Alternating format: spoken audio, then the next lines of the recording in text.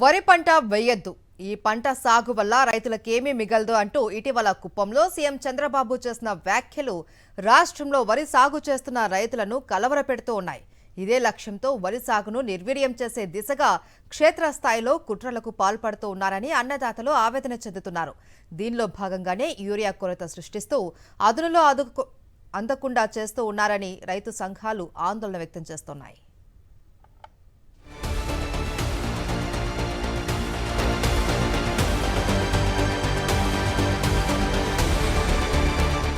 ఓవైపు జాతీయ స్థాయిలో వరి సాగు పెరుగుతుంటే ఏపీలో మాత్రం గత ఏడాది నుంచి వరి సాగు విస్తీర్ణం దిగుబడి గణనీయంగా తగ్గిపోతున్నాయి.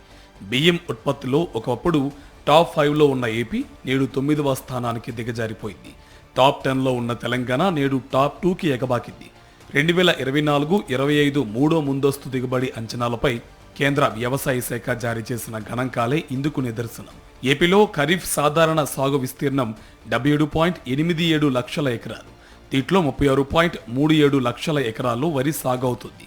ఈ సీజన్లో సాగు లక్ష్యం 86 లక్షల ఎకరాలు కాగా ఇప్పటి వరకు 55 లక్షల ఎకరాల్లో పంటలు సాగయ్యాయి.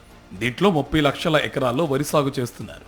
ఖరీఫ్లో కృష్ణా, గోదావరి, పెన్నా డెల్టాల్లోనే అత్యధికంగా వరి సాగు అవుతుంది. అందుకే ఈ బెల్ట్ను దేశానికే అన్నపూర్ణగా పిలుస్తూ ఉంటారు. ఉమ్మడి ఉభయ గోదావరి, కృష్ణా జిల్లాలతో పాటు విజయనగరం, రాయలసీమ జిల్లాల్లో సైతం ఈసారి యూరియా కొరత ఎక్కువగా ఉంది. ప్రస్తుతం చిరుపొట్ట దశలో ఉన్న వరికి అవసరమైన యూరియా అందని పరిస్థితి నెలకొంది.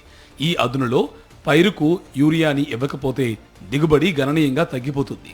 2024-25 సీజన్లో 80 లక్షల టన్నుల ధాన్యం దిగుబడులు కాగా ఈసారి వరుస వైపరీత్యాలకు తోడు ప్రభుత్వ నిర్వాహకం వల్ల ఏర్పడిన యూరియా కృత్రిమ కొరతతో దిగుబడులు మరింత తగ్గిపోతాయని అంచనా వేస్తున్నారు. యూరియాకు ప్రత్యామ్నాయం లేదని తెలిసినా గతంలో ఎన్నడూ లేని విధంగా రేషన్ మాదిరిగా ఎకరాకు అరకట్టే పరిమితం చేయడంతో అన్నదాతలు తీవ్ర ఆవేదన చెందుతున్నారు. యూరియా కట్ట ధర 266.50 రూపాయలు కాగా బహిరంగ మార్కెట్లో 500 నుంచి 600 రూపాయల వరకు వసూలు చేస్తున్నారు. ప్రైవేట్ డీలర్ల వద్దకు వెళ్తే యూరియా కట్ట కావాలంటే 1400 రూపాయలకు పైగా పలికే కాంప్లెక్స్ ఎరువులను అంటగడుతున్నారు. మరికొందరు 800 నుంచి 900 రూపాయల మధ్య ఉండే పురుగు మందులు కొంటేనే యూరియా విక్రయిస్తామంటూ మెలిక పెడుతున్నారు. దీంతో యూరియా కోసం రైతులు అవసరం లేని కాంప్లెక్స్ ఎరువులు, పురుగుల మందులు కొనాల్సిన దుస్థితి ఏర్పడింది. ఇంతటి దారుణమైన పరిస్థితి గతంలో ఎన్నడూ లేదని రైతులు చెప్తున్నారు.